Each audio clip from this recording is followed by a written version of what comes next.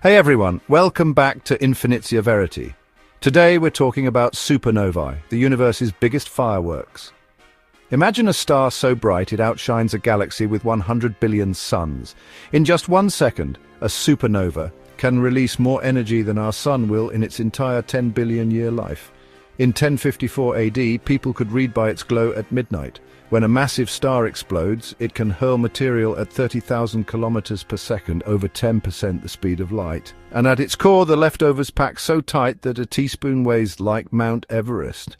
What makes these cosmic blasts happen? Let's dive in. Let's start with what a star is. A star is like a giant ball of hot gas. Deep inside, it burns lighter elements like hydrogen to make energy. This energy pushes outward, fighting gravity, which pulls everything toward the center. When a star is young, it mostly burns hydrogen in its core. That makes heat and light, and the star stays stable. As the star uses up its hydrogen, it starts burning helium and then heavier elements like carbon and oxygen. Think of it like stacking logs on a fire. At first you burn small sticks, which is hydrogen. Later you use bigger logs like helium and carbon. At the end, the star burns iron in its core, but iron is like a log that doesn't burn, it can't make energy. Once the core fills with iron, the star has no more fuel to push outward. Gravity takes over. There are two main ways a star ends up as a supernova.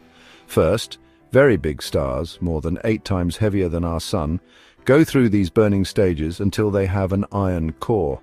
When the core can't hold itself, it collapses and triggers a massive explosion. Second, smaller stars like our sun end up as white dwarfs. If a white dwarf steals gas from a nearby companion star and grows too heavy, over about 1.4 times the sun's weight, it can't hold itself either. It then explodes in a thermonuclear blast called a Type Ia supernova. Both of these paths, core collapse of a giant star or runaway fusion in a white dwarf, lead to a supernova. In the next section, we'll see exactly how that explosion happens. So, how does a star actually blow up? Let's walk through it step by step. First, imagine a supergiant star at the end of its life. Its core has been burning heavier and heavier elements, hydrogen to helium to carbon to oxygen to silicon and finally to iron. But iron is like a log that won't burn. It cannot produce energy. As the core fills with iron, there is no more fire to push outward. Gravity, which has been patiently pulling inward all this time, finally wins. Next, the iron core collapses in a fraction of a second. Picture collapsing a cozy sleeping bag down to the size of a marble. That is how fast and dense this core becomes.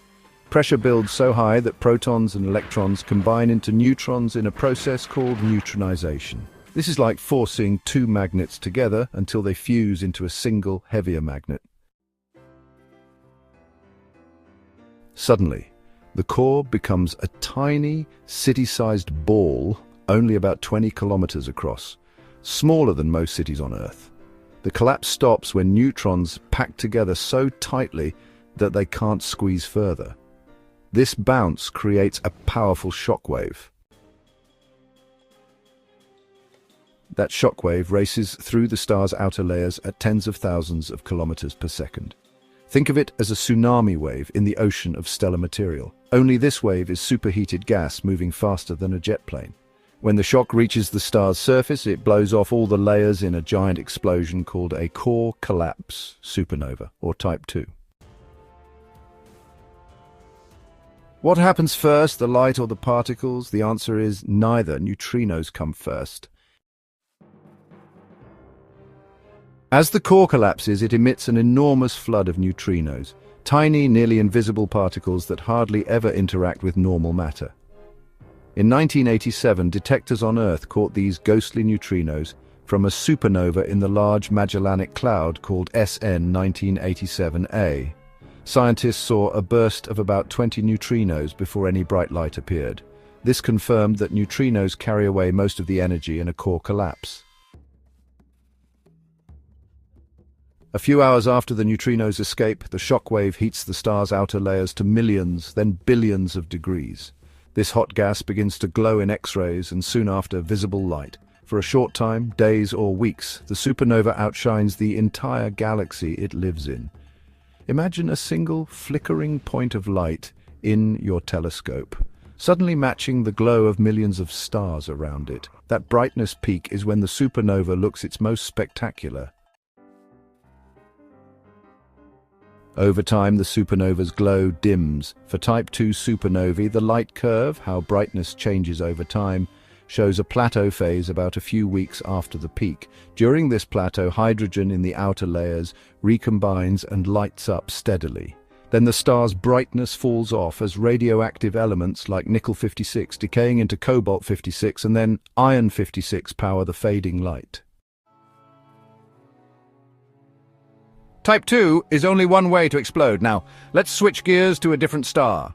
A white dwarf in a binary system. A white dwarf is what remains when a star like our Sun uses up all its fuel. It is a super-dense Earth-sized core supported by quantum pressure. Imagine squashing the Sun down to the size of Earth, everything still packed into an object so heavy that a teaspoon of its material would weigh several tons.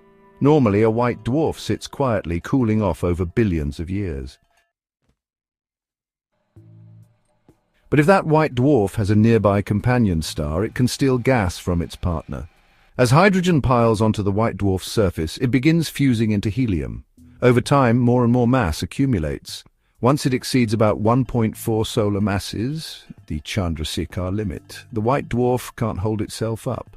It collapses, but instead of forming neutrons, the collapse raises the temperature so high that carbon and oxygen ignite in a thermonuclear runaway. Picture a giant pressure cooker sealed shut. As you pump in more heat and weight, pressure builds. At some point, the lid blows off in a fiery blast. That blast is the Type Ia supernova. In a Type Ia supernova, the entire white dwarf is consumed in a nuclear fireball. All the material fuses almost at once, releasing as much energy as the core collapse event. But there's a key difference. In a Type Ia, almost no material is left behind. No neutron star or black hole. Instead, the white dwarf's matter scatters into space. Because Type Ia explosions always reach nearly the same peak brightness since they detonate at the Chandrasekhar limit, astronomers call them standard candles. By comparing how bright they look from Earth to how bright they actually are, scientists measure cosmic distances. Using these measurements, researchers discovered in the late 1990s that the universe's expansion is accelerating, a finding that earned the 2011 Nobel Prize in Physics. Key point: both core collapse and Type Ia supernovae scatter new elements into space. Core collapse creates a neutron star or black hole at the center, while Type Ia leaves no compact remnant. Both forge elements heavier than iron, like nickel, copper, silver, and gold. When these elements mix with gas and dust in space, they become the building blocks for planets and even for life. In the next section, we'll explore what happens after the explosion. The aftermath, legacy, and how astronomers study supernova remnants to unlock cosmic secrets. After the blast, the exploded star's gas and dust spread into space like ripples from a stone dropped in a pond. This glowing cloud, called a supernova remnant, can shine for thousands of years. As it expands, it sweeps up nearby gas and dust, mixing in heavy elements forged in the explosion. These elements include iron, nickel, and even gold. Over time, this enriched gas can collapse in other regions of a galaxy, planting the seeds for new stars and planets. In a very real way, elements from a long-dead star become the building blocks for future solar systems and for life itself. At the center of a core collapse supernova, the star's core becomes either a neutron star or a black hole. A neutron star is like an ultra-dense ball, only about 20 kilometers across, but weighing more than our Sun. If it spins and has a strong magnetic field, it can beam pulses of radio waves out into space. We call these pulsars.